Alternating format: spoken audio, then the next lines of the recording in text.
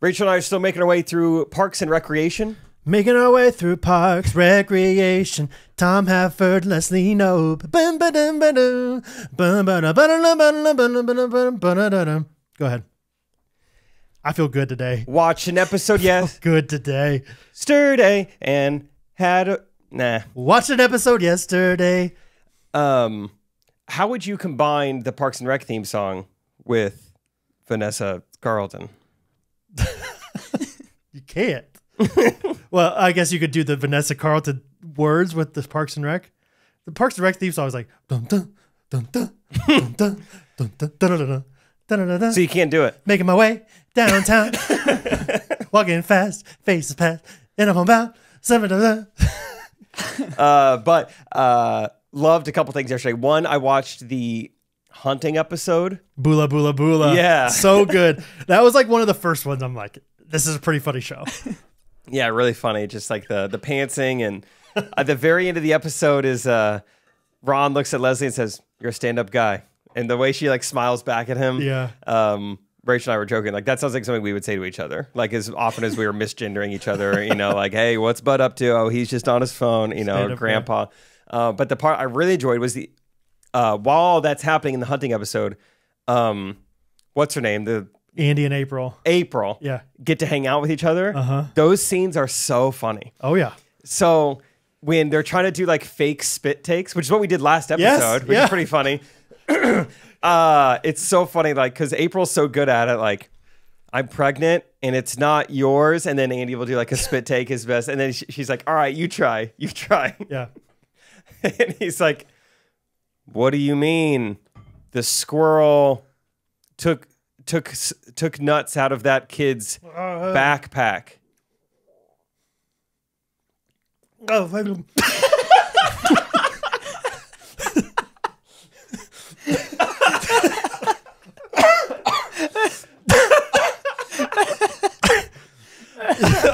Thanks for doing that for the podcast. I didn't think it was going to be that messy, but...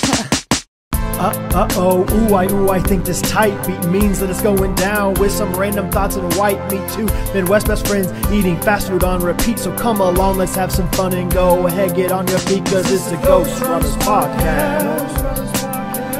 Every Monday morning we're taking back Ghostrunners podcast.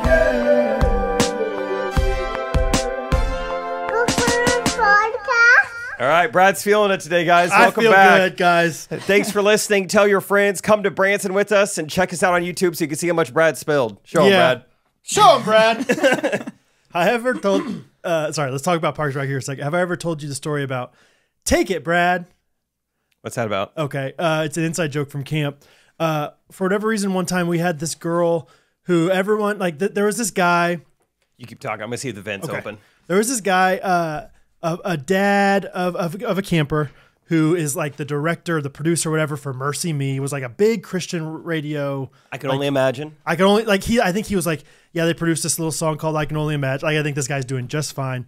And there's this guy that he brought in this girl. Her name was Mariah Peters. Ever heard of her? I've not. Okay. He was like, this girl's the next big thing in Christian music. She's going to be huge, and I'm just trying to like tour her around and get as much publicity as possible. And so, she changed her name to Tori. To Tori Kelly. Yep. Yeah, that's right. Everyone wants us to talk about it. Yeah. She changed her name to Tori Kelly, but yeah, Mariah Peters came, and the best way to get publicity is to sing to 150 like elementary school kids. Right? Yep. Yeah. Pass out DVDs. And so the idea was like, hey, we're going to have Mariah come and sing during our K-Life one night. And I'm in charge of K-Life. I'm in charge of the music at K-Life, whatever. And so I was going to sing with her for one of these songs. Or How something. Lucky are you? Yeah. What song did we sing? Maybe Our God is Great, whatever, something like that. And then a few other songs. But at one point, I mean, this is what's so funny is like we were singing, I was playing guitar. I think she played guitar too.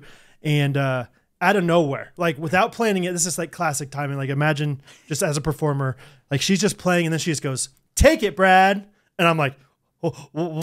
I was not ready to take anything. Take what? At what time? For how long? Take it, Brad.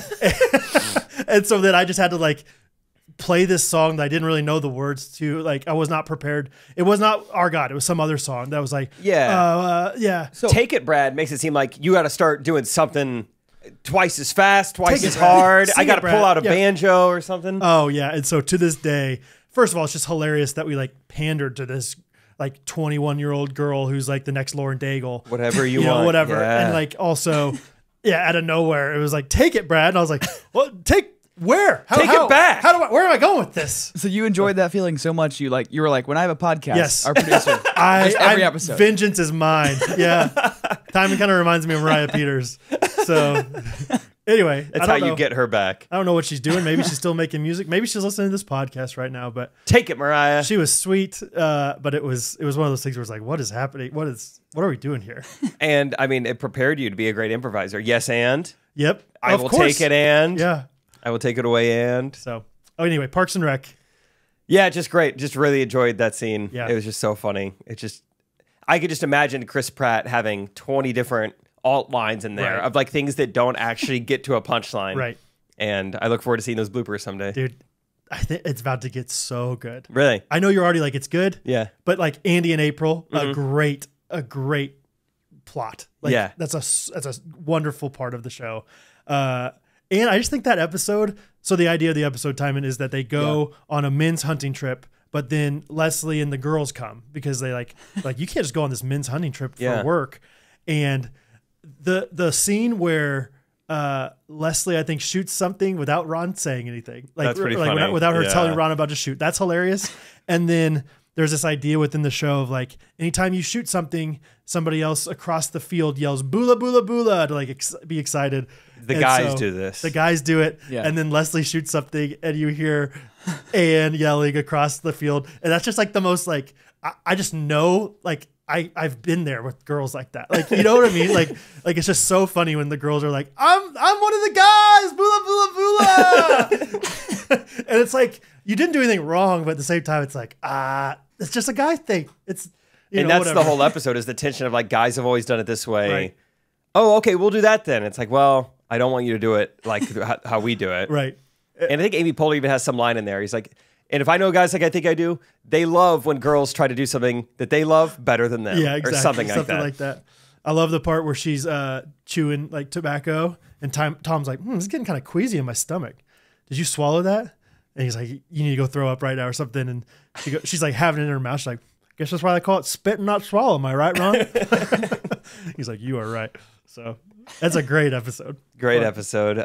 April wants to make Anne jealous of Andy. Everyone's got an A name. Yeah. And so she's like, hey, what do you think about me giving you a bunch of hickeys on your neck? And Andy's like going back and forth. I don't know. And then she convinces him, like, you know what? Let's do it.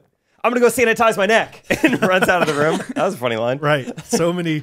He makes that. Is it him that is it that episode where he makes up the song to the hold music? Yeah, a little bit. I think it's a Phantom of the Opera song. Timon. Yeah. Include you in this conversation. I mean, you get it. You're one of us. You're thespian style. So, anyway, fun time. Timon, speaking of you, tell us about this weekend. It was great. It was. I think I kind of alluded to it last week. I think, but it was just like a kind of a video photo job. Combined with it, just turned out to be like kind of a little fun trip / vacation, but with like some videos and photos. It was happening. for Mariah Peters, right? Yeah. The next big thing. But yeah, so it was just like a worship leader friend I know was like flying his band out to do like this worship kind of festival thing in Croquette, Minnesota. Oh no, Cloquet. I'm not sure. Cloquet. Somewhere close to Duluth. Anyway. Okay. Cool. How do you make a magician a little bit easier to get his parabolas hidden? You cloak it. Great. That was nice. Take it, Timon. Oh, I'm glad I didn't have any water in my mouth when you said that. But yeah, no, it was just like a fun time, just kind of getting to hang out with like all these guys that are like older than me, and just like Christian guys, and hear them talk about stuff. It was great. You don't do that very often. Yeah. Yeah. But I'm just kidding. Yeah, no, it was just like kind of, we were there Friday through Sunday, but like Saturday evening was the main like event. So just a lot of like fun hanging around, seeing the sights in town, stuff like that. And then the actual evening of it was like some kind of worship festival with like 3 different bands, like Go Fish, like a kids worship band or something like that. They were doing something. Kids jam band maybe instead of just fish. Yeah, right. Go Fish. It's just one big song, brother. Yeah. Yeah, took photos and videos then. But I think the probably the main big memory of it was coming back home on Sunday. It was just kind of like collectively everyone's fault and no one's fault of like planning for getting to the airport. And so like basically this whole like 4 out of the 6 people on the trip are like very much like coffee snobs, and like they love their like to try different coffee shops. Christian worship leaders are coffee snobs? Really? Whoa, shocking. Wow, okay. They also microbrew or what's up? And then so yeah, we like kind of on our way to the airport, which is like 2.5 hours from Duluth. We like stop at a coffee shop. We're just like kind of taking our time. Then it's like once everyone's kind of getting at like back into the van we rented, we're like, we're not gonna make it. We might miss our flight. Like, did you ever think this like earlier? I think that I was kind of just like so much of the kind of just like tag along guy. I was like, I was not really thinking about it much at all. I'm sure like, they've got it. Like they've got it figured out. Like, and they hadn't quite thought it through. Or like, also I think there was some aspect of it was like just the way the time of the flight leaving was. It was like 4:59. So it's like, oh, maybe you round to 5. Then I know it's a 59. Maybe you're thinking it's an hour later. Like I think that could have been. Maybe it's 5:59. Yeah, that could have had something to do. I don't know, but anyway, no. So it's, I don't think so. No, go ahead. So it's kind of like on our 2-hour drive, we're just planning how we are going to most efficiently make it on this flight because our ETA flight leaves at 4:59. Our ETA is like 4:28 or something like that. Ooh, and you're in like, a rental, and we're in a rental van. Yeah. Oh, this feels impossible. 4 people have to check multiple like large. It's like guitars and what airline are you snares on? and cymbals. What Delta? Okay. And then so you like that answer? It's a nice airline. Yeah. It doesn't make anything faster, but hey, at least if you get on the plane, it's nice. But basically, we're just like the whole time we're just kind of scheming, like how like you'll go here. Well, we're all gonna like do our thing as fast as we can, and then like Justin's gonna go drop off the van as fast as he can, get back here. Anyway, so I had one of the easiest jobs I think because I didn't have any luggage I was checking, and I don't know. I guess I just didn't have to do that much.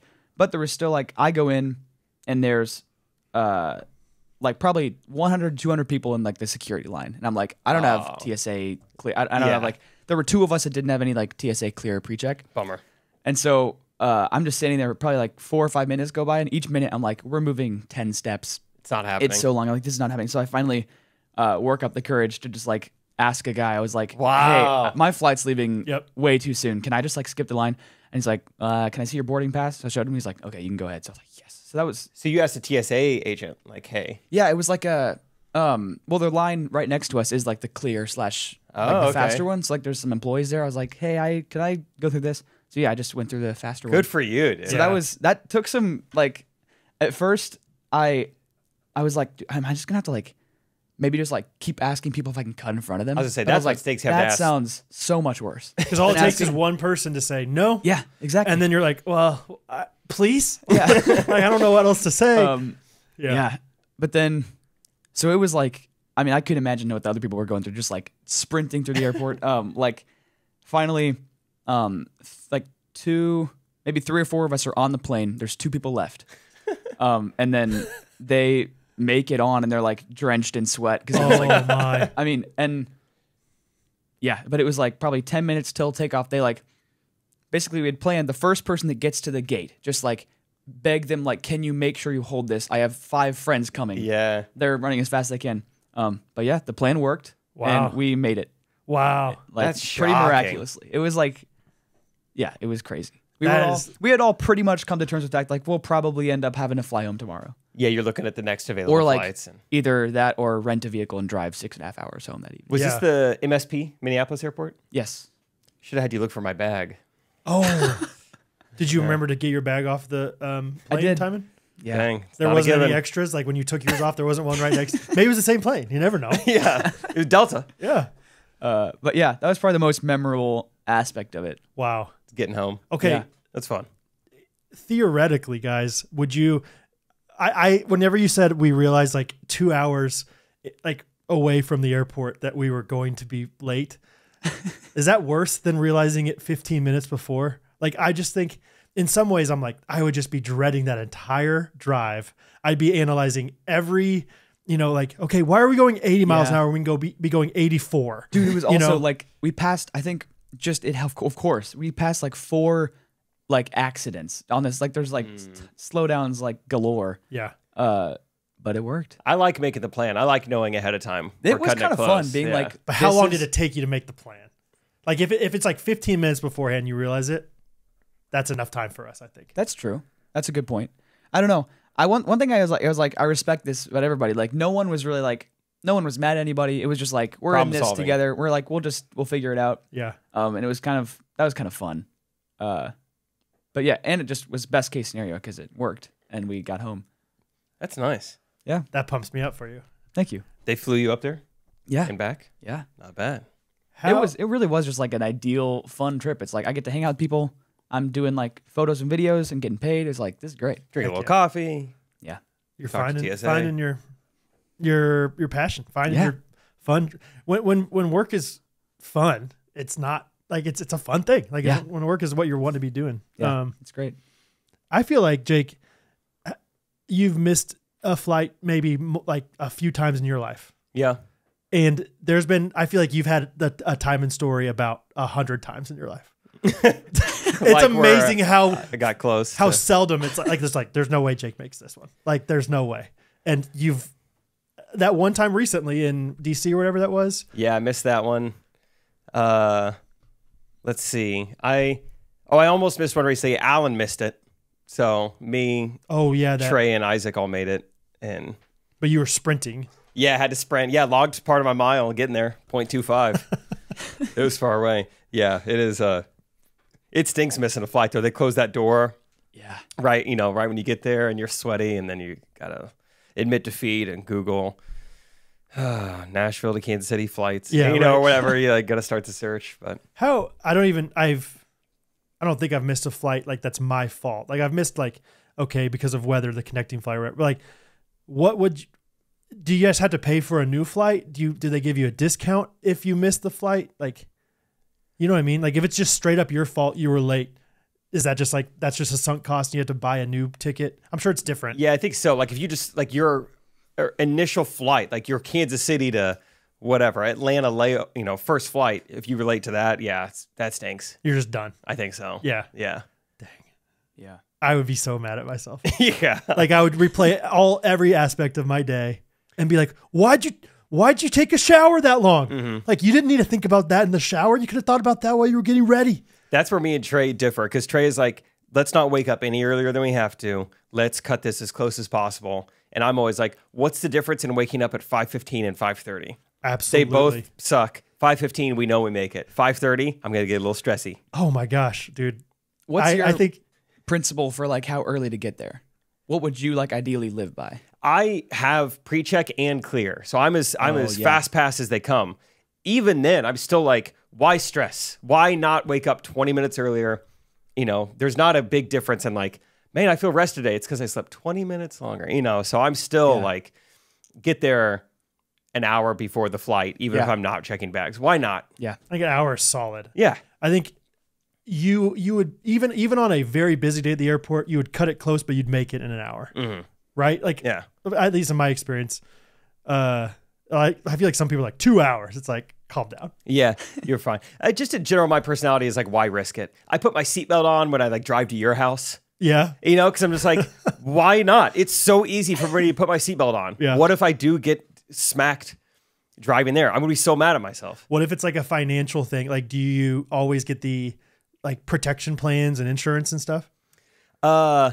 If you're like renting a car and you're already an insured driver, you don't need additional insurance. Fun so fact. Don't do that. Okay. Yeah, your insurance will cover it. What about like Apple But no Care? trip protection? No. Apple Care? Apple Care, no. Okay. Just don't drop your phone, dingus. Just hold your phone. Hold on to it. Dingus. I love it. Hey, just don't drop your phone, dingus. Just hang on. How hard is it, dingus? Hold on tight. Yeah. Yeah, I love. Yeah, for the most part, I play things safe. I think it's going to be fun as you continue on in your journey of marriage to find like the quirks of, because Rachel obviously cuts it close, right? Like that's her personality to an extent. Yeah, probably. I mean, I don't know. I would have to think about certain instances. Because Catherine's not necessarily like, sometimes it's like, I want to sleep in a little bit longer. I think we all kind of understand that at least, but like, she's more like, I could do something in this 5 minutes. Like we could either be there 5 minutes earlier. I could do something in this 5 minutes. And like, I think that gives her peace of mind to like do something and accomplish something more so that she doesn't have as much to do when she gets back. I have so much more peace of mind like you, like, who cares if we get 15 more minutes of sleep if it's going to stress me out twice as much going to the airport? That is going to drain my energy way more than 15 minutes of sleep is going to build it up. Yeah. You know? And so it's like, give me that. Yeah, give me that peace of mind. Like, I can't tell you how fun of a dad I am when we are 10 minutes early to church on a Sunday morning. I am just in the best mood ever. And when we're pulling out late, I am flying out in reverse in the driveway. I am, punching it into drive, just, like Bo's dropping his colored pencils because he wasn't holding on tight enough. And I'm like flying around. I dropped my colored pencil. We'll have to get him when we get there. We'll have to get him. Sorry, buddy. Imagine it. Imagine your coloring. We don't even need toys in the car anyway. I never grew up with toys in the car.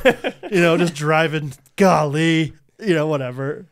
I can't wait to see. I mean, Rachel and I have not been on time to church ever, and we don't even have kids yet. So we might just aim for the early service, get there in time for the late service. Is what we're gonna do. No, you'll acclimate, I bet. So yeah, but that's awesome, Timon. That's a fun story. You're gonna remember that story for a long time, for sure. So and you didn't see my bag anywhere? Gray. I didn't. Travel Pro. The gray one. Yeah. No. I saw pretty much every other color. Dang it. Shoot.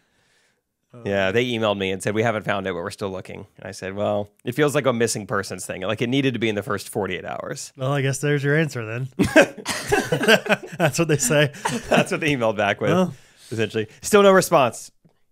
But, because that's my answer. They finalized it. They, in a way, they did respond. What do you want me to say now, buddy? Dingus. What do you want me to say? You already got your answer. Find your own sponsors, Dingus. Guess what? We did. Hey, we did. Here's one of them. Yeah. Cozy Earth. Put it on the screen. Cozy Earth. In one thing at a time, Timon. Cozy Earth. Yep. Some companies still know how to make quality, comfortable, viscose from bamboo bed sheets. There's your headline. Posted on the newspaper with a picture of Jake sleeping in a Cozy Earth bed. Do it every night. I dare you, Timon. Sometimes Rachel falls asleep on the couch. I say, how do you sleep on that scratchy thing? Gross. Well, she said, well, I have a Cozy Earth pillow case. They don't make pillows. I misspoke. Boy, oh boy, am I embarrassed. I should have said pillowcase the first time. Hey, we're sponsored by Cozy Earth. You guys know them. You guys love them if you've tried them. If you haven't tried them yet, it's your loss. You're not sleeping as well. You might be getting 15 minutes more of sleep, but you are waking up more tired because it's not as deep of sleep because it's not with Cozy Earth. And they have a 10-year warranty on all products. And they have 40% off with our promo code GRKC. A lot of good things. I love. Yesterday I was fully cozied. So I went, not fully. You were cozied at the coffee shop. But yes, I was. You look good too. My shirt was Cozy Earth, and then my hoodie was also Cozy Earth. So it was a very cozy day. Oh, you were double layer cozy. And double cozied up. And I even told Rachel this. I said, I love these shirts. Obviously, they're soft and they're great, but they retain diva smell better than like other material for whatever reason. So I was just smelling myself and really enjoying it all day. Smelling myself, baby. I really enjoyed how I smelled yesterday. They really take it in. I love it, dude. Yeah. So obviously, we're just big fans. Cozy Earth, GRKC will get you 40% off. They got a 10-year warranty. They're they're on Oprah's favorite things list. Yep. A couple of their items. Their loungewear is really good. Their bed sheets are really good. We got their Luxe towel set.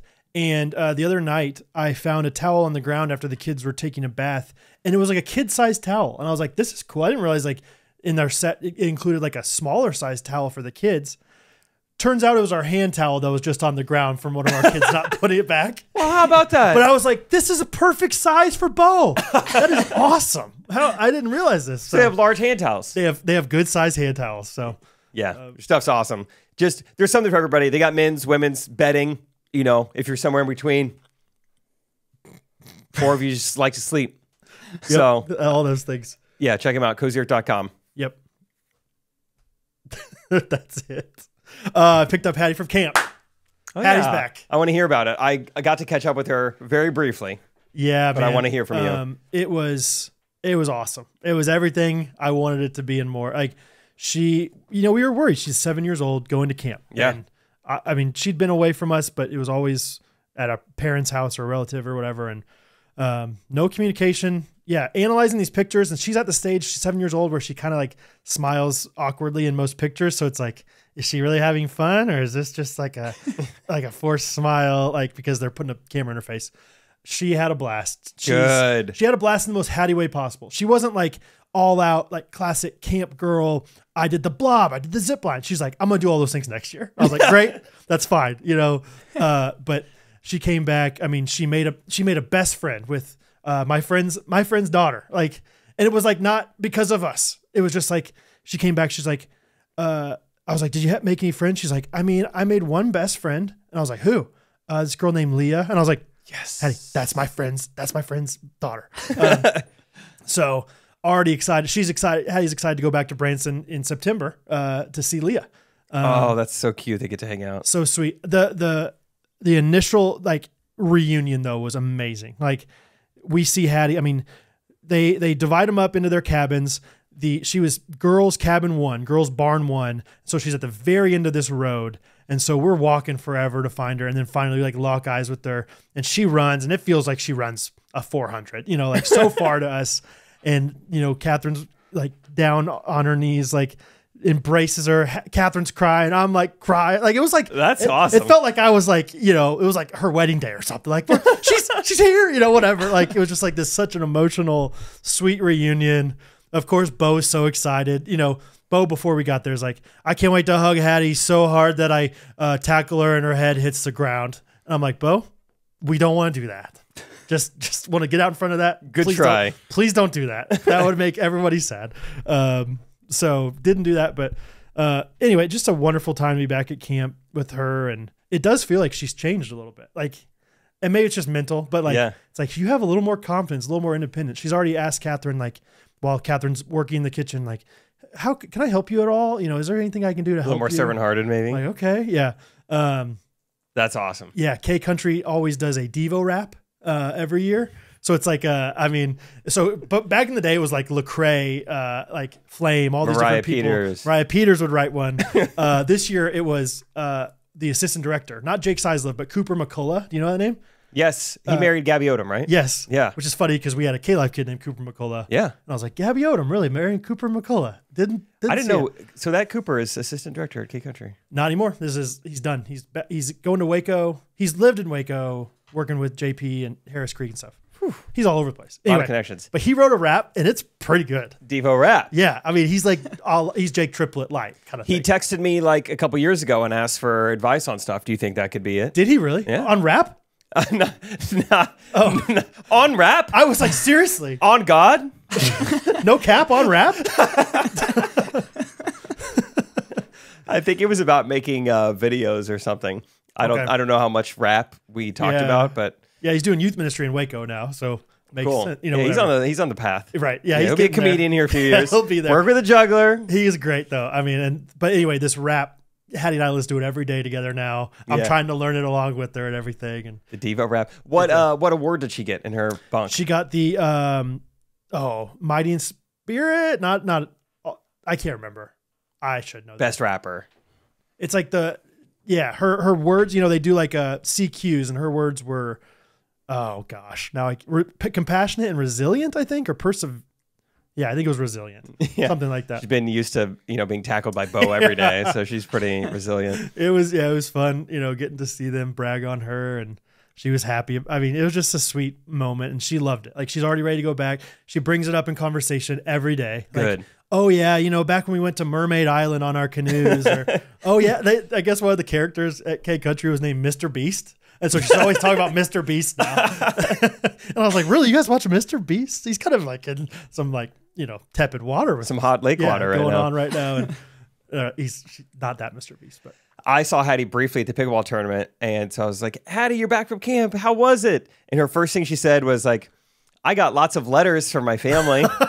And I was like, oh no, maybe she had a bad time. Or like her first thing to say is like, well, my family sent me some stuff. Yeah. And she's like, I got stuff from, she's rattling off family members I don't even know. Yeah. I got gifts from, aunt, Honey, whatever. Yeah, different people. And I was like, oh my gosh, that's so fun. I'm glad you had such a good time at camp. Right.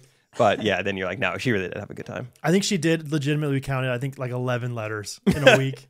No wonder she's talking about it. And she did write us one letter that she never actually sent, but we found in her luggage. And I think it said, Dear Mom and Dad, I tried coffee cake today. Love, Hattie. It's like, sweet.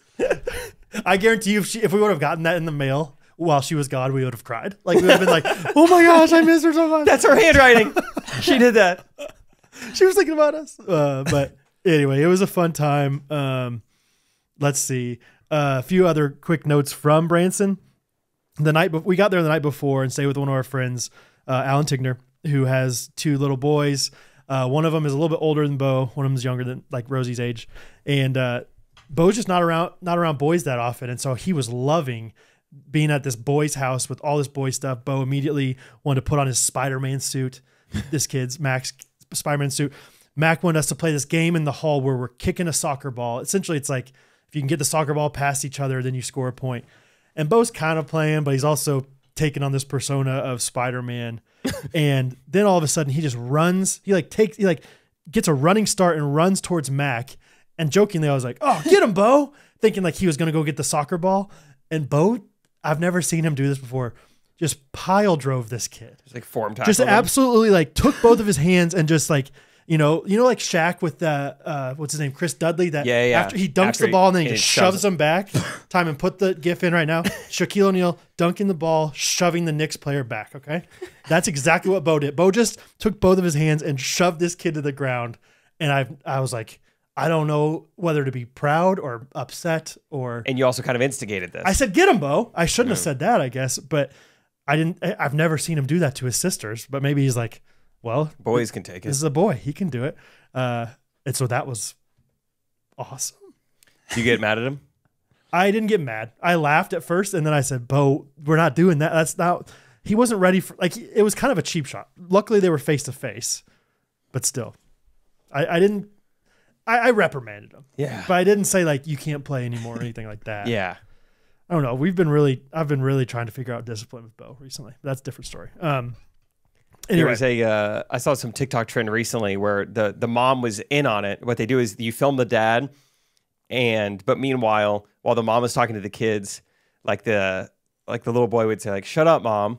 Just see the dad's reaction. Oh wow, it's pretty funny. Like some dads, I mean, they immediately give it right back, and sometimes they're just like, "Say that again." Whoa. Just like really calm but like terrifying. Yeah, Bo called Hattie stupid today. No sir. In the morning. Before 9 a.m.? Before breakfast. Oh, my gosh. They're doing their morning chores. And was she being stupid? No idea. Didn't see the context. Did she try to say Cozy Earth had pillows? You really are stupid. Yeah, anyway, it was sweet. It's fun to be in Branson.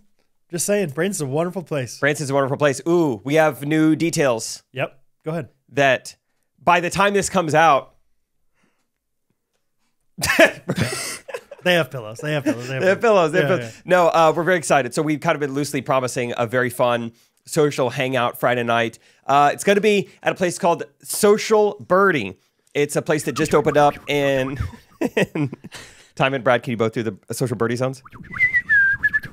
So imagine that, but with all of us there. And pickleballs. And pickleball paddles. And pickleball nets. It's the game of pickleball. Okay, I'm spoiling it. Golf simulators.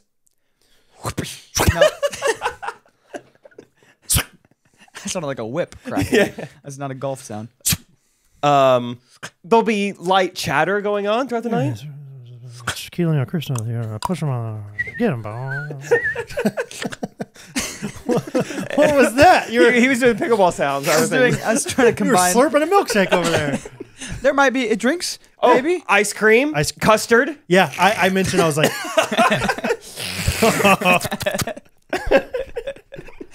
sipping on some custard. How big's that straw, Diamond? Yeah. Custard. Yeah. Anyway, feel free to look it up yourself. But it's brand new. They're pumped to have us. We're pumped to be there. It looks amazing. Yes. And oh man, I'd love to come. That sounds great. I don't have a pickleball paddle. Oh, I can't fit one in my bag. I'm afraid I'm going to leave it on the airplane. What do I do? I'll go ahead and just provide you one through Friday Pickle. That's right. Ball.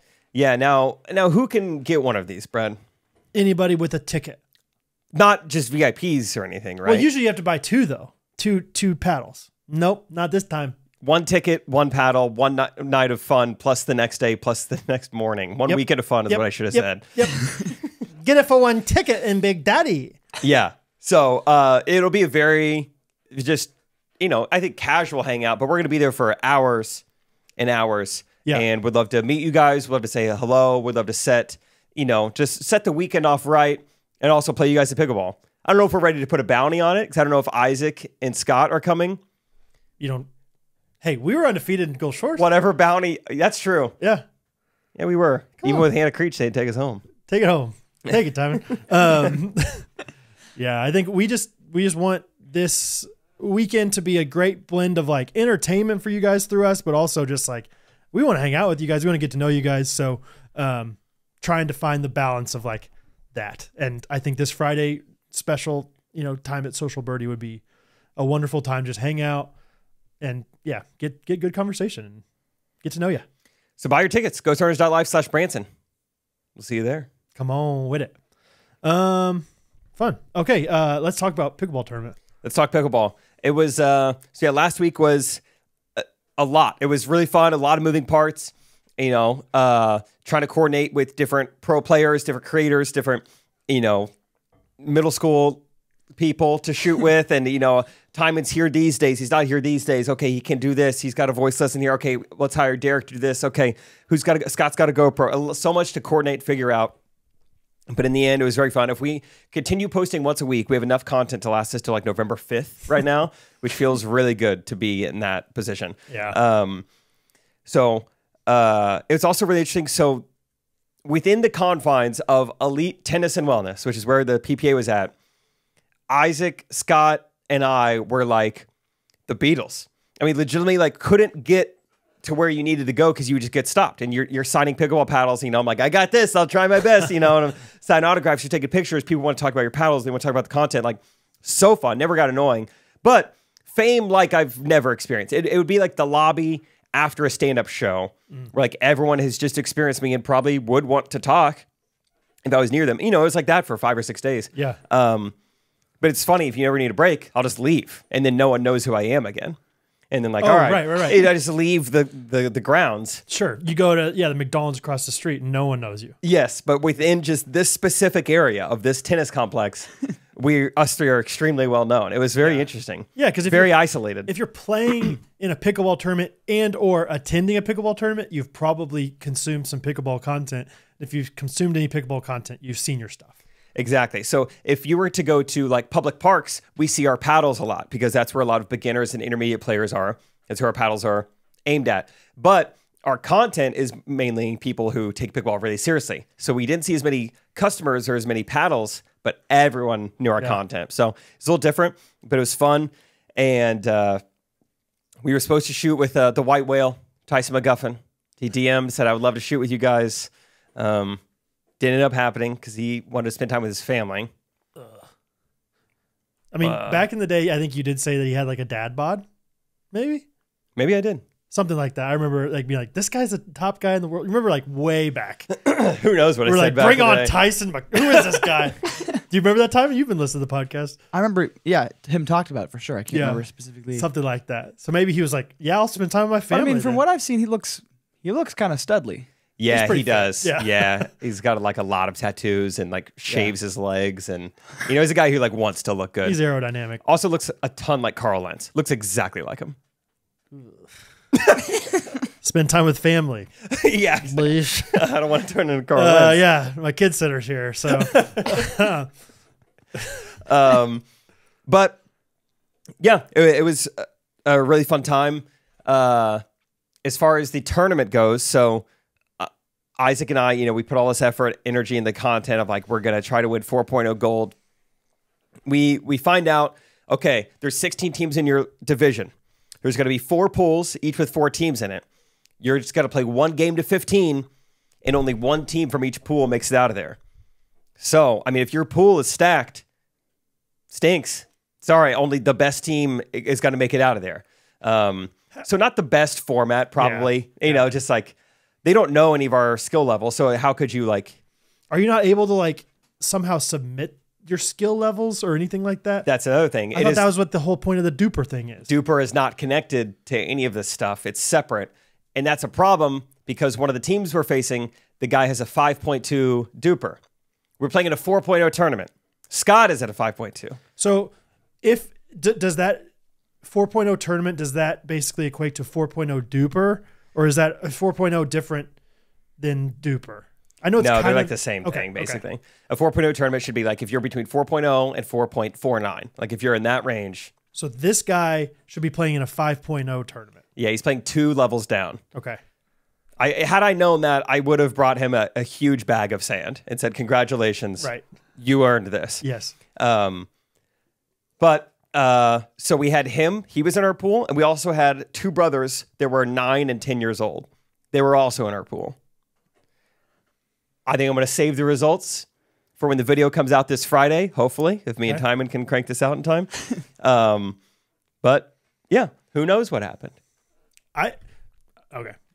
Maybe I shouldn't comment too much just in case I give anything away. But you were there. You brought the kids there. Oh, yeah. Rachel brought a ton of her friends there. My dad drove up. Rachel had a posse.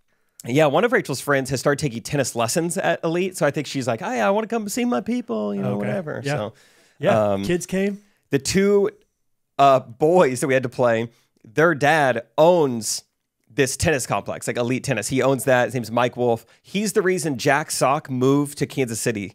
It was to train with him.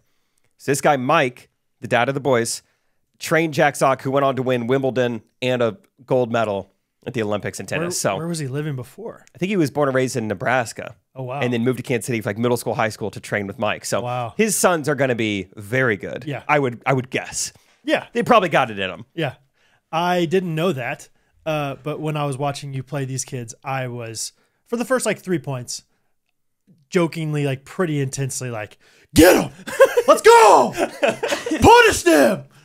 It was such and then I had a few like younger parents like looking back at me like, is this guy serious? And I was like, I can't do this anymore. So we had, we've got a lot of people watching us. Either they know us from our content or they're you, Rachel, your kids, my dad, Cole Ford, Talia. Shout out. Talia. Yeah.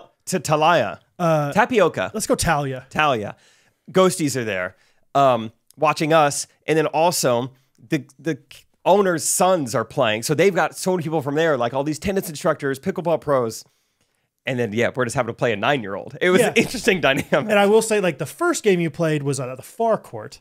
Yeah, and so hard to see. We didn't know the score. We didn't really, like, it was, you had to be very consciously paying attention. Whereas this one, it's like, it's just right there. I can watch the whole time. I can hear the score the whole time. So, yeah, very interesting trying to navigate that from also Derek's there with the largest camera setup you've ever seen. Yeah.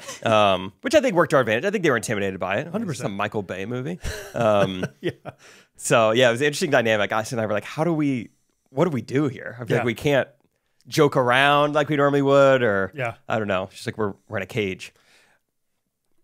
I don't want to give anything away. Hey, this Friday.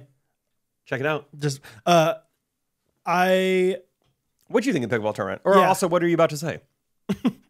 Feel free to say either of those things. Thank you. No, I am going to tell you what happened. So I texted you earlier that morning of the pickleball tournament. Yeah. It's like, hey man, I've been bricked up for a while now. I'm with my kids, so I have to be bricked up. I can't. Like, whatever. Like, why are you texting me this? Why? Hey, I don't need to know this. I think I even capitalized I'm bricked up, like it's like a trademark. Like, hey, FYI, I'm bricked up, so I don't know.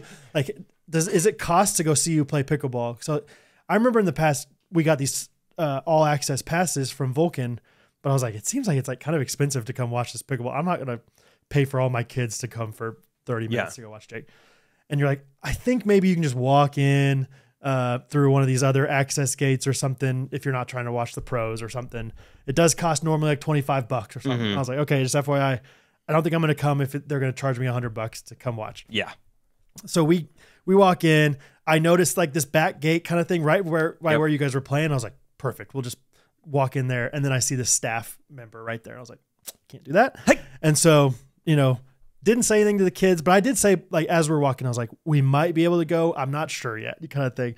And Hattie, as we're pulling up, you'll love this. Hattie was like, I'm so excited to see Mr. Jake. like it was awesome. I was like, really? Like, I can't wait to see Mr. Jake. Like, not Miss Rachel, like Mr. Jake specifically. She said it, I think, twice. Like, she'd been at camp. She knows. You know, people talk. She'd been away from you for a while. And so, anyway, we park, we're walking up, and I'm just trying to walk through the gate, and I hear this woman go, sir, 70-year-old woman. You're like, Bo, they're talking to you. Hey, Bo, go ahead.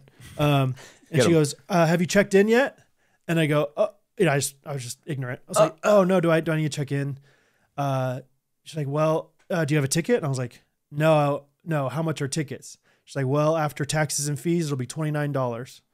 And I was like, she's like, the kids are free, but you be $29. And I'm like, I'm just trying to watch my friend play real quick. I'm not going to be there long. We're not going to watch the pros or whatever. Mr. Jake. And she's like, $29. Sorry. And I was like, I don't have money on me, whatever. She's like, $29. And I was like, okay, I guess we can't watch. And I just walked away, and it was like Hattie knew what to say. It was like, I don't know if this woman even heard, but like, man, she was dejected. She's like, you mean we don't get to see Mr. Jake? She's walking away. She literally goes, I mean, I'll use my own money if that's what it takes. I'm like, who are you, Oliver Twist? Like, what is happening over here? And then I hear this woman, from 30 feet away, sir, come on. And we walk in, and at first I was like, should I feel guilty about this? And then I learned that nobody else, like your dad, Cole, and his wife, like no one had paid any money to get in. Yeah, so I just kept walking in through different gates all week. Yeah. And no problem. Yeah. So you pay timing? Nope. Good. You win? What? Yeah. For not for that thing, but like I was there earlier in the Wednesday and Thursday. Okay. Yeah. Yeah. So anyway, it was just like, use my own money. I'll use my own, like, I'll support it myself. That's so perfect. Good job, Hattie. Sorry, guys. I guess we're just going to go to the park. We go to the park every day. I don't want to go to Qdoba. I want pickleball. It was awesome. So we had a lot of fun. Kids, ate their food and played Uno with Carly Dove and watched Mr. Jake and Mr. Isaac. Bo kept calling it the field. He's like, I want to go down on the field. Yeah. I want to go down on the field. I was like, Bo, they're playing. You can't do that. He's like, well, when they're done. I was like, but when they're done, somebody else is going to play. So this field's action packed. I got to go down I want to see Mr. Jake, Okay. Maybe he'll come up here, Bo. See him on the field. So. I have some more things to say about this, some other fun stories, but would you want to sing a quick little ditty about Main Street Roasters? Or? No. Oh, let me use my fingerprint to unlock. Let me go to my Gmail and go click, click, click. Malcolm He's using your fingerprint like a new... No. Oh. Let's see. Main Street Roasters jingle from Malcolm Forrester. It's to this tune of Loving by Surfaces, which 5 people will know. Right? Flying high because we got our caffeine, and we'll thank those guys who come from Napanee because we're loving, and we're smelling, and we're buzzing for beans. Yeah. Flying high because we got our caffeine, and we'll be so hype as we do our Red Reed because we're loving, and we're smelling, and we're buzzing for beans. Good job, you guys. Thank you. Well done. And now what was that song about? That song is about Napanee, Indiana's very own family business, Main Street Roasters. Now, this sounds familiar. Can you remember, what is the cross street? What's the street it's on? It's on Main Street. Yes. Okay. It's a single origin street. I've been there. Yep. And it's great. And it is on Main Street. Yep. And your taxi driver will pull you up right next to it and say, this it? Yep. You say, I don't know what else it'd be, brother. I can't imagine it being anything else. You took me to Main Street. There's a massive sign that says Main Street Roasters. Yeah, I'd say this is it. Yeah. So it's a great spot, whether you're driving yourself or a taxi driver in a Dodge Kia, whatever, or if you're online. Yep. If you want to drive yourself there online, mainstreetroasters.com. It's a great place to be.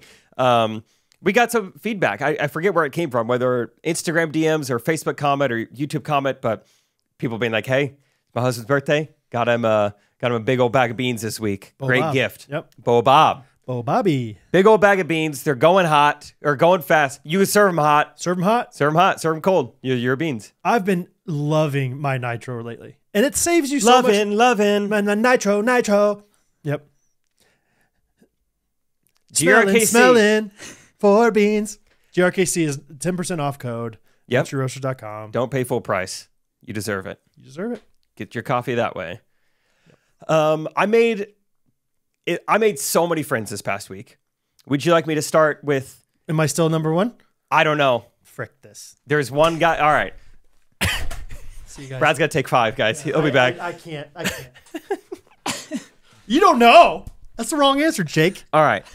Do you want me to start with your new best friend competitor, or you want me to start with the youngest of the? I'm glad they're not the same. Yeah. Let's start with youngest. Okay. Yeah. I have so many dads of middle school pickleball players' phone numbers right now. In fact, one, Alex Ajani, texted me at 10:07, 20 minutes ago. I'm becoming friends with all these dads because we had plans to shoot with some middle schoolers. We actually, it's a video that I guess when you're listening to this came out last Friday. Mm-hmm. The 2 best 12-year-olds in the world, talked about it last week. And, I worked at Kamp Youth Ministry enough to know how to kind of handle these things. Like definitely want to get the parents' permission. I want to be communicating primarily with the parents, make sure they are totally on board. Yep. Well, all it takes is you film with one set of 12-year-olds and then a line starts to form and like, I'll do it. And so, yeah, Wednesday night, maybe it was Thursday night, it doesn't matter, but we found this girl. She was a 13-year-old girl, but qualified for like the women's pro division. So she's like, whoa, the best 13-year-old in the world. Adult women's. Yes. I don't know what the difference. Yeah, like the pro main draw. Yeah. And so I was like, hey, introduce myself to her dad. Like, I would love to like shoot with your daughter, I'd love Emma. to film your daughter. It would be really fun. And so that just starts to happen. And then you'll see it when these videos come out, but there's like people all around us just like waiting with their kids. Like, we got next. Like, oh, actually they have next. You could be they're on deck. You're in the hole. Like, all right, you guys want to do it too? Okay, we'll see how much, like, until we run out of battery. Yeah, we'll just keep filming us playing against your kids. And so it was really fun. Where was this? This is at Elite. Okay. Just like kind of as courts start to like open up and it's the end of the day. It's 6 o'clock at night. So yeah, just met so many kids, so many dads. They're all lining up to play with us. Got so many phone numbers. That was really fun. And I hope people like that content because we have plenty of it. We'll find out soon. Yeah. I think that's a good potential, at least. It seems like a good idea. It's worked in golf. I know a couple golf creators who've played against like the best, junior players, and it's really interesting. So many people still, like today, will say, I know Jake from that video he did where he did the cup stacking with that kid. Colin Amazing. Yeah. Got his own channel now. Yeah. Pretty fun. You know that? You know that kid? Yeah. Oh, yeah. I was a big That's Amazing guy. Really? Yeah. Okay. They're great guys. Milwaukee based. Wonder if Tim knows him. Maybe. Marquette Law and children's YouTubers. I think there's a lot of crossover there. They both, eat at Chick-fil-A probably. I remember like me and my cousin when we were in Wisconsin Dells for vacation, like every summer growing up, we're like, maybe we'll like somehow run into them. Yeah, That's Amazing guys. Maybe they come here sometimes. Maybe they go to putt-putt too. Yeah. Pirates Cove. Putt-putt Trick Shots 5. Maybe they're filming it here. I don't know. That's amazing. Wisconsin Dells. It's great. Anyway, then I want to talk about 2 other friends I made.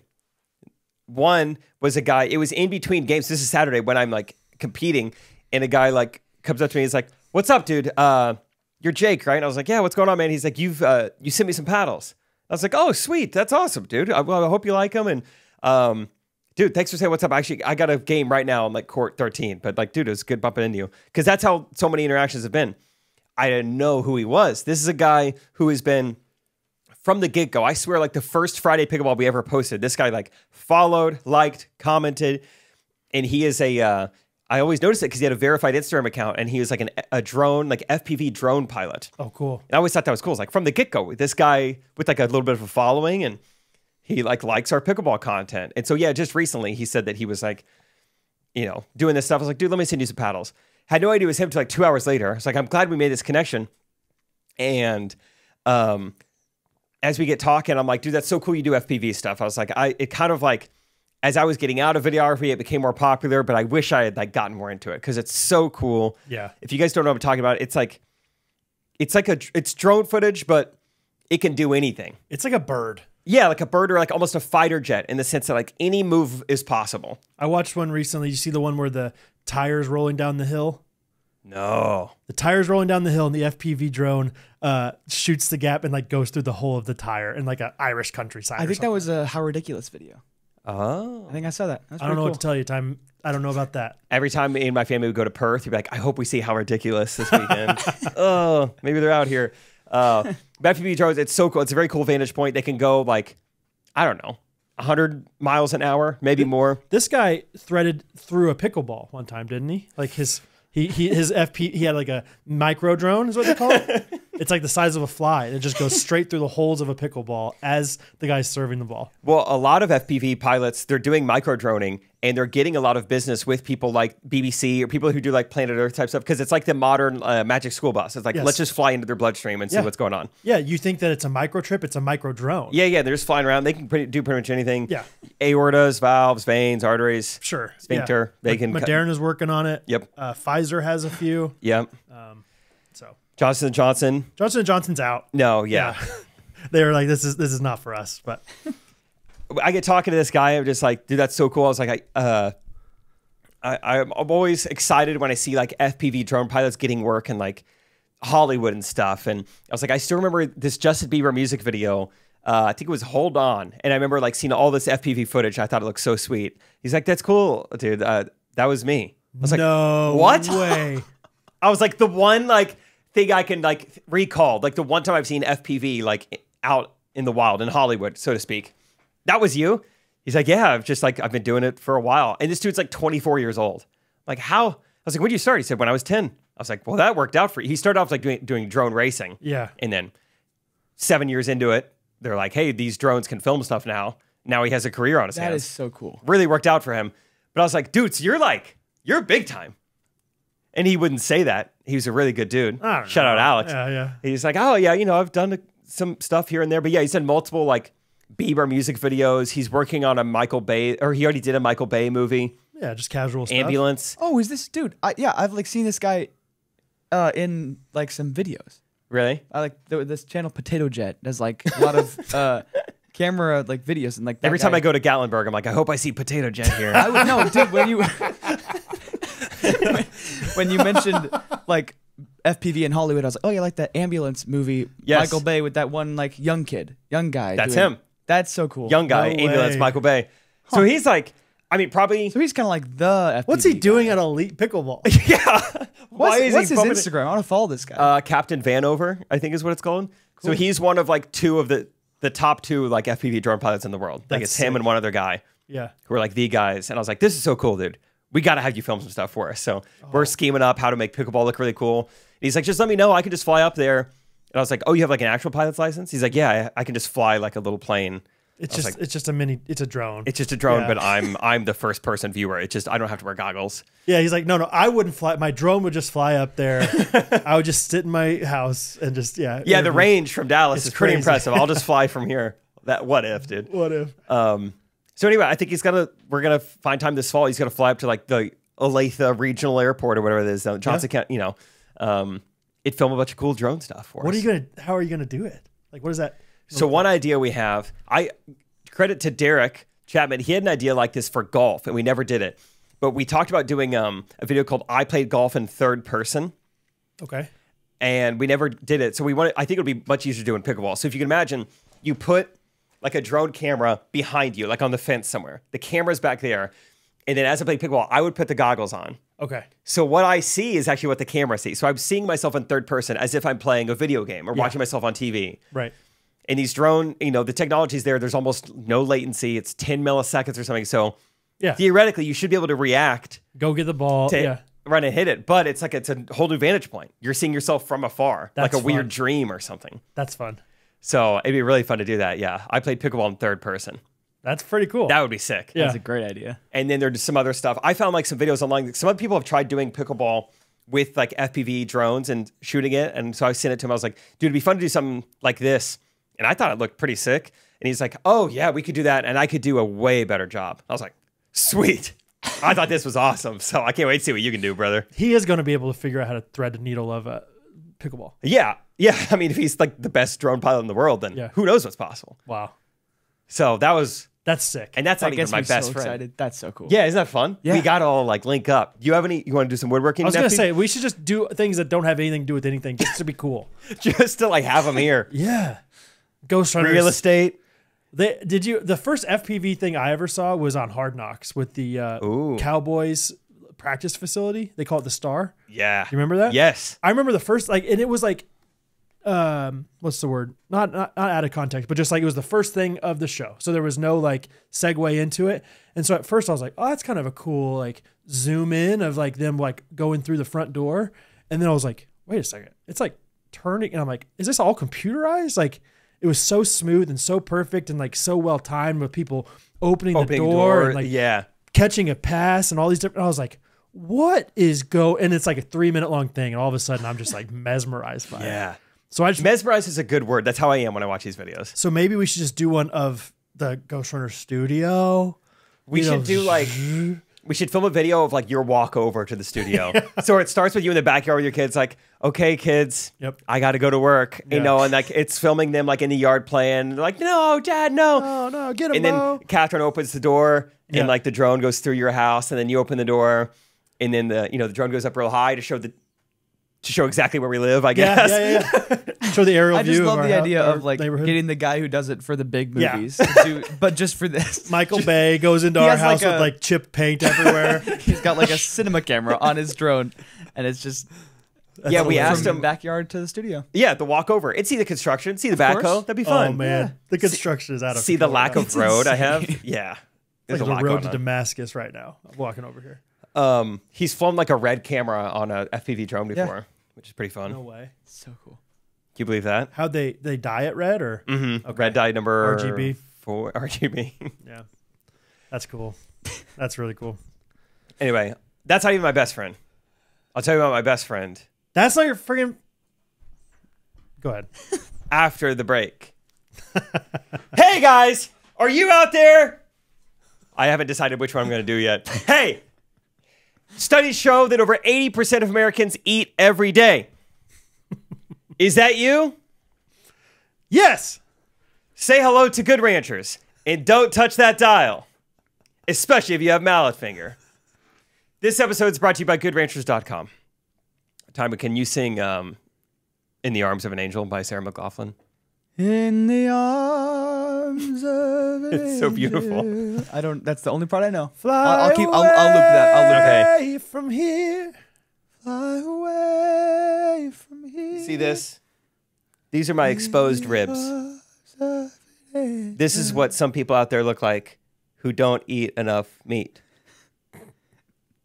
Your computer's in the way, but we get the point. I think we get the Good thing. Yeah. Good thing. I don't need to see his exposed ribs.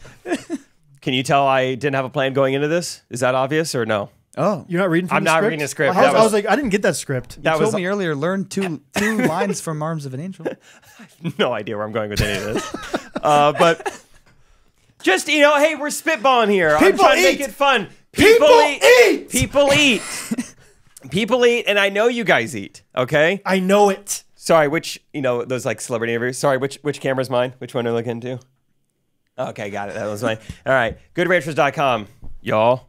I say y'all because they're based out of Houston, Texas. I also say y'all because they're all American. And what's more American than y'all? Y-A. What's it remind you of? Yankees. Oh, okay. Yep. I want you to keep going. You're doing great. Yeah, you can just fill it. You can just, it's incredible. This is just... what does Good Rancher sell? And what does it stand for? Good. Good. Golly! Oh, dang. Really? Americans? Americans need chicken, hamburgers, energy through pork, right stat, stinking now. That's what it stands for. And I'll tell you what else they stand for. Supporting Americans, supporting American ranchers, supporting American farmers, and supporting American mouths. You know what they don't stand for? You know what they sit down for? Antibiotics and hormones. You know what they lounge over for? Expedited shipping. Whoa. Hey, You whoa. come here often, expedited shipping? Well, you know it's free with GRKC? You know I'm listening. You know they give you specialized until September 12th? September 2nd? Till September 2nd? I read it wrong? What? A free add-on for a year if you subscribe now. What are my options? Chicken breast, ground beef, bacon, or salmon. Where All does it American, all delicious. Plus $25 off with code GRKC. That's right. GRKC. $25 off. Plus free shipping. Plus your free add-on. Just do it. I tried to make this ad read really clear and concise. So hopefully that message came through. I don't know how you could do it any better, brother. GoodRanchers.com. Unexpose your ribs. Unexpose your ribs. That's what we were going to say the whole time. I don't know. It really got away from me there. I love it. Michael Scott was podcasting. That's what that would be. I have a new segment. Great. It's what's the word? I'm struggling with words recently. Tuned. It's not tuned. It's like, no, I got it. It's angled. It's not angled. It's for Gen Z, but what's the word? It's targeted. Targeted is the word. Targeted for Gen Z. And so I'm calling it relatable or nah. Is that hits? And relatable that hits. Or hits. nah, that comes from what the Vine trend from back in the day, probably. I guess if that's Gen Z, yeah. If that's what we're all considering Gen Z, then yeah. Relatable or nah, dude. You get that, Timon? Nah, dude. So you either so tell trendy. me I have a list of things, and you're gonna say relatable, or you're gonna say nah, dude. Okay. Because that's what you guys say. Like you guys are just all the time. Timon and his friends are just hanging around the circle at McDonald's. You're saying on rap, on relatable, and that's on rap or nah, dude. So, hey, Timon, relatable or nah, dude? Yeah. Jake, you're welcome to chime in as well. Thank you. Same generation. I've been hanging out with the kids. I feel weird when I say no thank you to someone when they offer me a receipt. Relatable or nah, dude? I feel weird when someone says, here you go. And I say, no thank you. I don't need my receipt. I'm going to say nah, dude. Nah, dude. Nah, dude? Nah, dude. You're totally fine saying no thank you.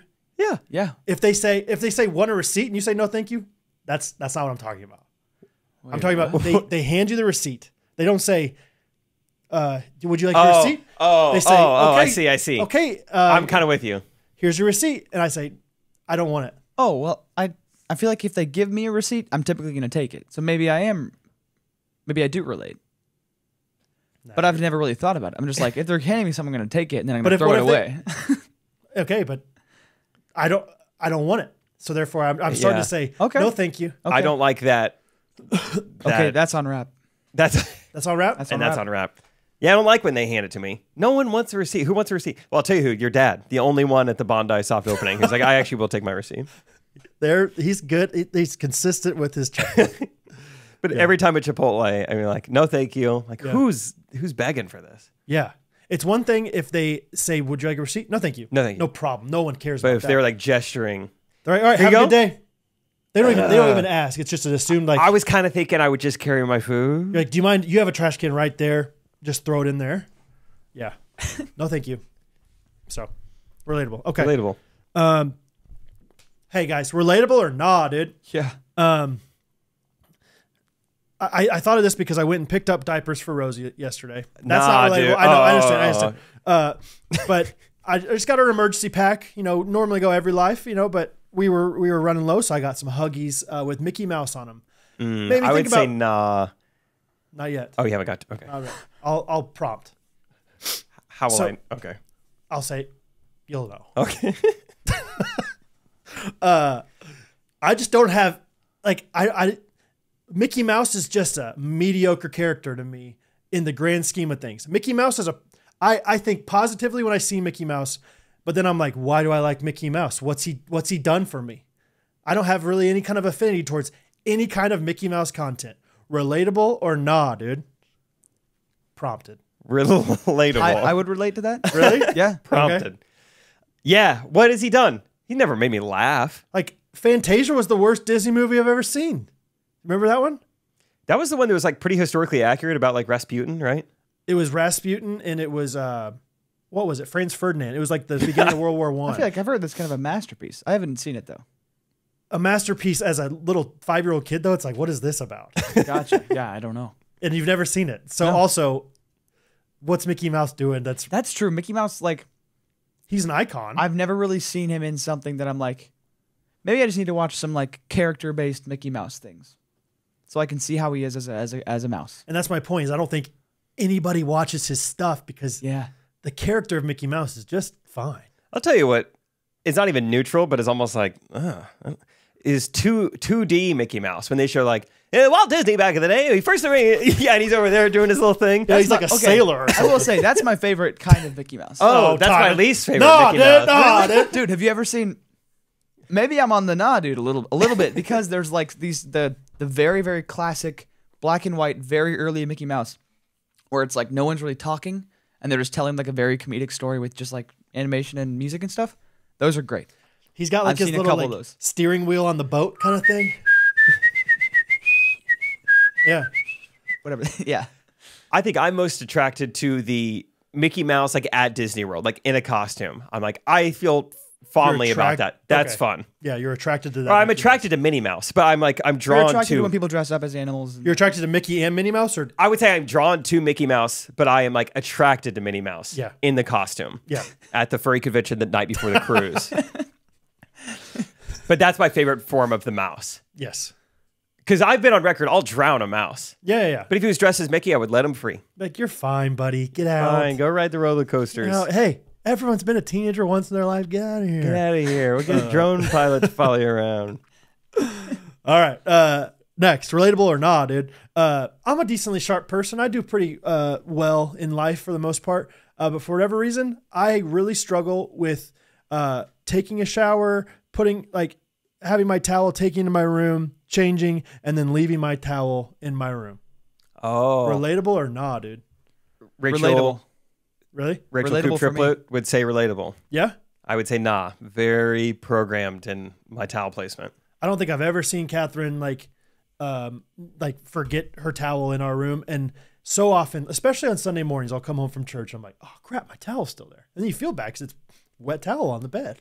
Yeah. I don't know if this was my mom, but I feel like it feels so wrong to put anything wet not somewhere where it can dry immediately. And I think, Yes, I'm also Yeah. raised that way, but I just have a problem with it. Like, I think I just don't do it consciously. I think I just throw it down thinking That's like, exactly I'll pick, how I am. Yeah, you got to it's put like- it somewhere for a second, right? if I'm Wow. always just like in a rush or absent-minded, so it's like I know I shouldn't do that. I'm just not. Yeah. I just fail to think about it. So To me, it doesn't seem like a rule I'm even allowed to break even for a second, though. Like, there's no, like, for a second I'll do that, and then I'll do this. It's like, it's wet. It has to go up high on something. Okay. It has to. It has to have a hook or something. Yeah, or like over the shower edge, or even just like sweaty clothes. I get done Yep. running or pickleball. Like, I can't just throw that in the hamper. That's disgusting. The sweat's going to get on everything. I have to lay this somewhere. I am good at that. You're one of the best. I'm one of the best. I'm sharp. What was I going to say about towels? Doesn't matter. Oh, Towels. okay. What about shoes on the bed? I put my shoes on the edge of my bed. And so I put my socks on first and my shoes are right next to me. Catherine doesn't like that. Your shoes are on the bed? Mm-hmm. Why would you do that? Easier access to the shoes. Because of the access. I hate the ground. No, nothing has ever been on my bed. And now that I think about it, Not even pillows. I don't know if I've ever put anything on my bed. What do you do with yours, Tyron? I've definitely, dude. I just my shoes could be anywhere, and I wouldn't even know. Dude, I'd have We're one like shoe on my outside. bed and one shoe like somehow hung up in my closet, and I wouldn't even know how On the it got clothes back. there. It's on top of your truck right now Yeah. in the driveway. That's where my shoe is. I'm not. It's just that kind of thing. I wish I was better at thinking about it, but like, I don't even know if I can have a relatable or a nah, dude. Because yes and no. Okay. That's right. Yeah, Rachel's that way. I wouldn't necessarily have a problem with like putting some shoes on my bed quick to like. I mean, I understand the theory that Catherine's saying is like your shoes are all over the dirty ground and in public and everything, and then you put them on our bed where we sleep, and it's like, okay, but for like a second, you know, like, but you put them at the feet of the bed, or either that or like on my side of the bed, like I'm on my side and getting ready. So you would potentially put granted they're on your side of your bed, but I feel a little too much judgment. But they would not even be at the foot of the bed. They could potentially be in the chest or head area. No, my gosh, no. Oh, okay. I'm talking like either if I'm laying down. Okay, where's that on your body? Down on the bed, the knee. It's kneecap or shin. Okay, area. Which that's an area of the body that's kind of just generally not that clean anyway. Outer edges of the bed for sure, always. But like maybe not the foot, maybe the around the corner from that. Still though, it just feels illegal. Just feels wrong. It just feels like things don't go there. I get it. Like I don't put my feet on the furniture.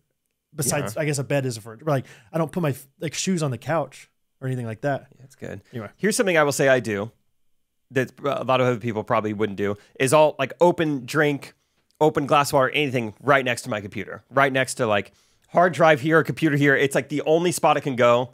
Yeah, I'm not gonna spill it. Yeah, and I know I won't. But I know that would probably drive other people crazy.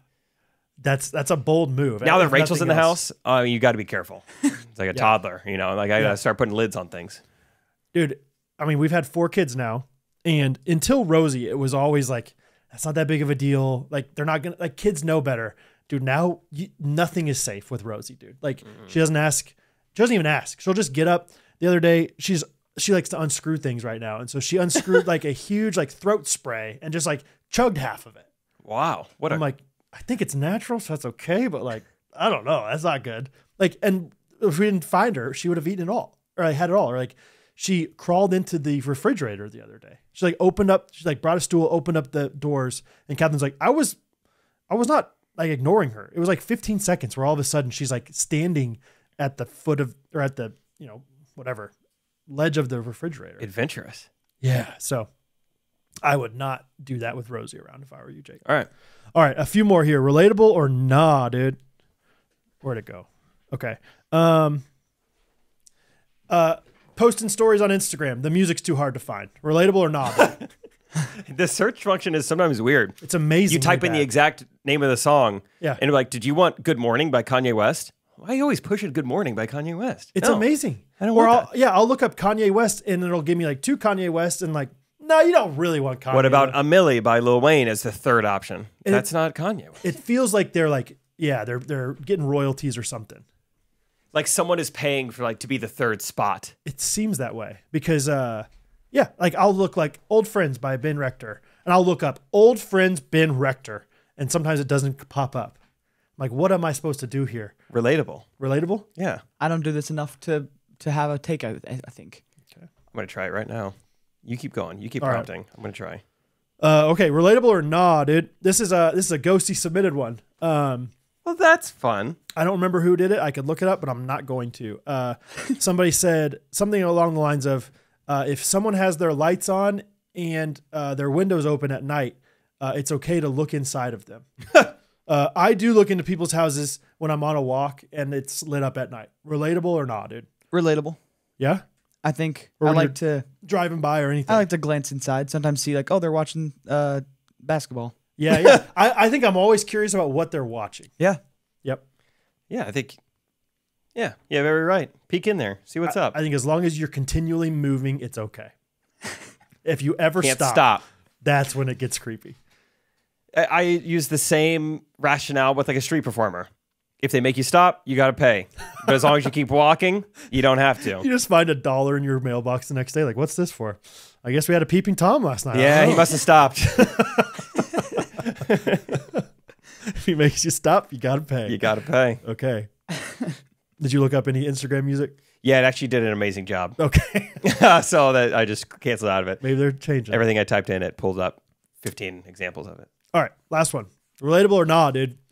I use a few different metrics depending on the echelons. Millimeters. For how much things cost. Okay. So like we got Nitro Coffee as like a $6 thing. So like if it's like it's $18. Like, dang, that's like 3 nitro coffees. Okay. I also use Chipotle burritos as like a $10 gauge.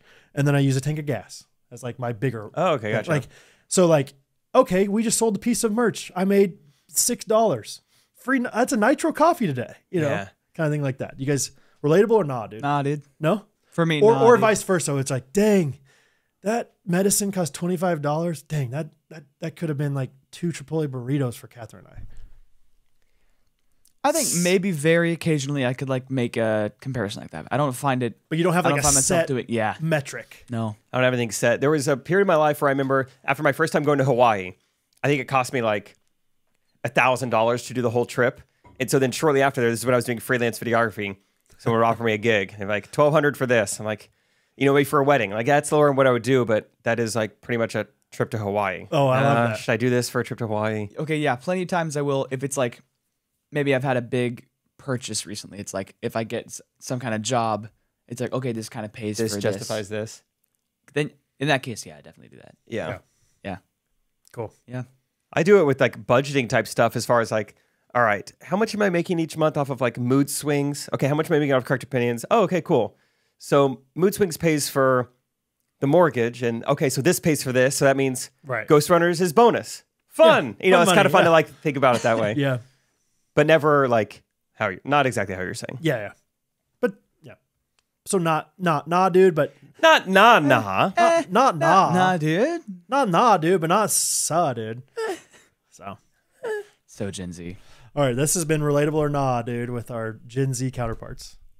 Yep. Thanks. And awfully fun, if I must say so myself. Awfully fun. I'll tell you right now. I picked a Scabo. That's no fun. Let her bleed.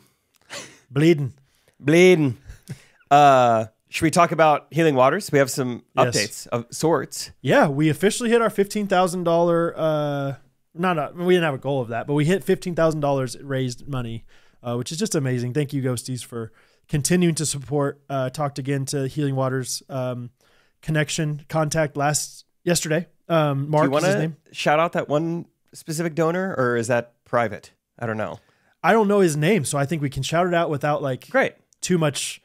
I don't think anybody's gonna be like, I know exactly who that guy is. That's who it is. Shout out to this Ghosty. Yeah, he told a really cool story. He's been trying to call and thank a lot of the donors, and there was a $1,200 donation, which is unbelievable. I think it was the largest single donation we had. Yeah, exactly. Mark was kind of thinking like, hey, if we, congratulate them, they might be somebody who's going to continue to donate, like, strategically thinking like, this would be great to have this connection. These people must have some decent amount of income that they can put into this, and called this guy. And apparently this guy's not some well-established, retiree. This guy is a student in college right now as an accounting major, and simply is doing swimming lessons this summer, and had enough, was intentional, said, I'm going to put away so much money of this money that I'm making doing swimming lessons to donate somewhere. And he heard us talk about Healing Waters on the podcast, and he decided to donate to Healing Waters. So just an amazing, how cool. Mark told me that, and I got tears in my eyes. I was like, that is the generosity of people is just amazing. Yeah. Mark's on the phone getting ready to talk to some maybe retired doctor. He's like, oh, you did swim lessons. Oh, you're an accountant. No. I'm studying to be an accountant. Yeah. So you just chicken airplane soldier all summer, and yeah, just an amazing. That's what makes you guys great. Wonderful. So really thankful to all the Ghosties. But yeah, Healing Waters continually is going to sponsor us as we hope to bolster their donations, bolster the awareness of this issue of needing clean water in the world. And they have a really fun event coming up. So September 19th in Denver, Golden, Colorado, outside of Denver. I've been to Golden, walked around Golden. Have you? It's where the Colorado School of Mines is, I believe. Wow. I think it's also where Coors Light does stuff. Taste of the Rockies. It's also where Healing Waters International is from. Now that's a company I would rather support. No, but they are doing the Safe Water Open golf tournament. And they are eager for you guys to come and support and check it out. If you guys are in the Colorado area, you can go to safewateropen.com to check out more ways to sponsor, ways to get involved. Unofficially, Jake and I are going. we still need to talk to that through with our better halves. Yeah. But it's we gotta go. Yeah. Gotta talk to my dad about it. But yeah, it's just one more way to have fun while also supporting this wonderful cause. You can also obviously continue to support give.healingwaters.org/ghostrunners. So take your pick. Yeah, there's a serious problem with water shortage, water supplies in this world. He told a story, or he sent us a story about this woman who, she every single day with her kids was having to go, it still is having to go and get water with her kids in order to, function at this well, and they are trying to raise money specifically for them. We'll read it next Monday. Rosarito is her name, but they're constructing a community-wide water system in her community. So it's a little more of a serious organization, but we're also trying to have fun, and Safe Water Open I think would be a really fun way to support them while also having some fun playing golf. So we'll give you more details as they come, but just put it on your calendar, September 19th, if you're in the area, if nothing else, to come hang out with us.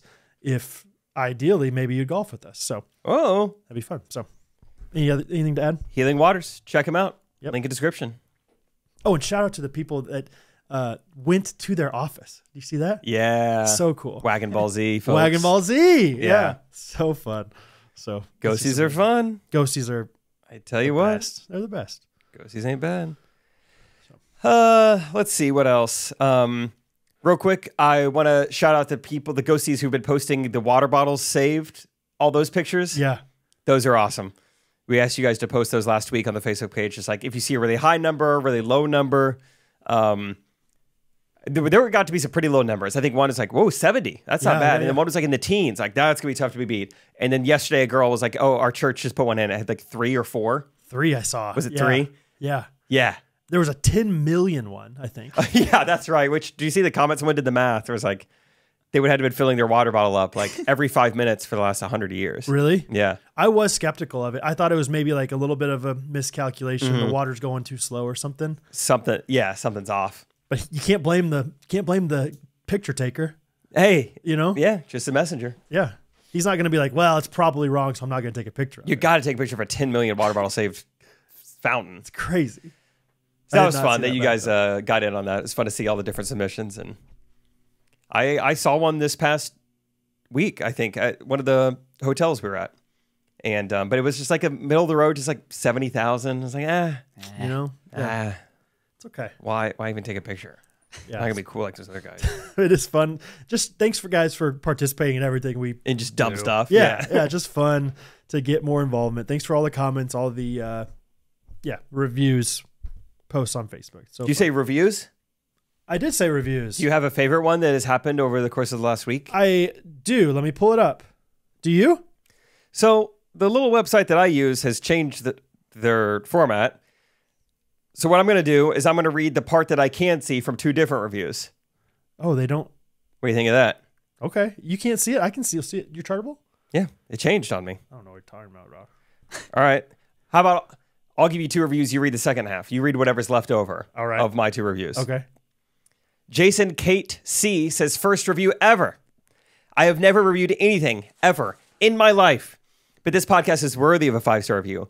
I plug in my earbuds and get after yard work or housework, and I find myself laughing out loud all the time. That's all I have. If my neighbors see me mowing, they probably think I'm a total weirdo for laughing while mowing, but it is what it is. I even plugged it into our car on a recent road trip, and the whole family enjoyed it. Thanks for keeping it clean and for your contagious joy in all things. I'm hooked. Ghosty for life. Our other review of the week, this one's Brad's. It's named Mallet Finger and Pickleball Names. Hey, Jake and Brad, this is Braden. I also know Timon and go to the same church as him. Oh, Braden, yeah. I had the same thing happen to one of my fingers as a junior in high school during a basketball practice. So thought I dislocated it and tried to pop it back into place before coach saw. But he just made me finish practice with it, and it just dangling there since it didn't hurt me. Also, my wife and I are playing in a pickleball league that starts in a few weeks, and we need a good team name if you got any ideas for us. Don't dink and drive. Yeah. LOL. Yeah, I have a dinking problem. Do people make those shirts? Surely. Yeah, Okay. and I think boomers eat them up. I was gonna say that is the Cracker Barrel like live, Yeah. laugh, love side of pickleball. I dink, therefore I am. What do you think of that one? I just thought of that one. Just I blank, therefore I am is just a great shirt. People love those. What I else can we dink, make? therefore I am. That might be your winner. Uh, All that in the kitchen dink. No. something about yeah. I'm laser focused on the word dink. I Has to have I was that. gonna say I think you got to be. I was like anything else, and it's just too generically maybe tennis or Serve, drop, volleyball. yeah. Yeah. I think because I was thinking like kitchen, There you go. but you can't really get I stay out of the kitchen. Maybe a woman's crop top. Yep. and people think like solidarity, sister. It's Yep. like, no. It's I'm pick- actually a pickleball player. It's pickleball. I'm a chef at heart. So there's some options. Yeah. Or just no one belongs in the kitchen. There you go. Just Takeout. What's it advocating for? Yeah. yeah. What? No one belongs in the kitchen. It's Okay. like sponsored by, HelloFresh. That's perfect. Honestly, That's great. that's a brand deal. You're welcome. Thanks. Yeah. No one belongs in the kitchen. All right. There you go. BME Nold. Braden. That's his name. Braden. Yep, Braden. Would you like to end this episode with a jingle? Yes, I would. Maddie Dieterle coming 2 for 2 Matt Didderly. this week. Yeah, 2 for 2 for Timon and I as well. Yeah. Sitting together. This is another Newsies. 2 for 2 Newsies. 2 for Twosies. All right. So shout out to Maddie. So you How you still don't know the song, right? Is that No, are we doing seas? yeah? Yeah. I Oh, think I season know. 8. No, no, I was like, I think I know this one. dumb. You Uh, know this one. How should we? How divvy it about up? how about you? How about you start? Cool. You do verse. Okay. You and I'll echo you. Cool. What do you guys want me to do? I know you were kind of divvying up roles, and I didn't have a role. Are you connected to Bluetooth, bud? No, I'm not. Okay. That's normally my role, isn't it? How's that drink? You want me to? You want to top it off? Yeah, it's You all wanna out. go- You want me go to? see- Yeah. You wanna go see if we have more refreshments, bud? Yeah. I'll go. Okay. Everybody say bye, juice box, bud. Yeah. All right. I'll go see what else we have to drink. Do you want to? Yeah. That's good. That'll work. You'll enjoy it. Okay, cool. So we're Okay, all kind bud. of doing this together then. Okay, bud. All right. Here we go. All right. I finished that off. I'm going to go check. All right, bud. Should be starting Proud of you. sometime soon. Hey, bud. That was our last one. So I know you're back, but thought you were gonna bring us drinks or something, bud. So I get, yeah. Well, I guess in the end, I didn't end up contributing. I thought it was going to be equal, but I didn't. You know what? That's okay. That's a team. We need every part. Thanks for providing the house. Thanks for the house, bud. You're welcome. It's a great house. You're welcome. Thanks for the electricity, Little house. bud. Yeah, not bad. AC. Yep. Evergy. Shout out to Maddie for the awesome jingle. That was Part well written That's great. and well sung. I was dancing. I could hear it. You could? I could hear the dancing. I could. Something was hitting behind me. I was like, what's going on back there? Yeah, let's go on right here. Hey, Ghostrunners.life/Branson. Would love to see you there. Yeah. Holler at us if you have a season ticket to SDC. I think that sometimes happens to people. Yeah, if you already have one, Yeah. figure it out. Give you a little kickback. Yeah. Tell a friend about the podcast. We'll see you guys Wednesday. I've got some updates on Mallet Finger and Bondi. What will you be discussing? Mallet Finger and Bondi. Let me see. Let me give you a little. Wait, no, that's not my answer. That's not my answer. No, I mean, I am. We're gonna talk about stuff. In a word, stuff. Stuff. All right, we love you guys. We'll see you Wednesday. Ghostrunners Podcast. Everybody.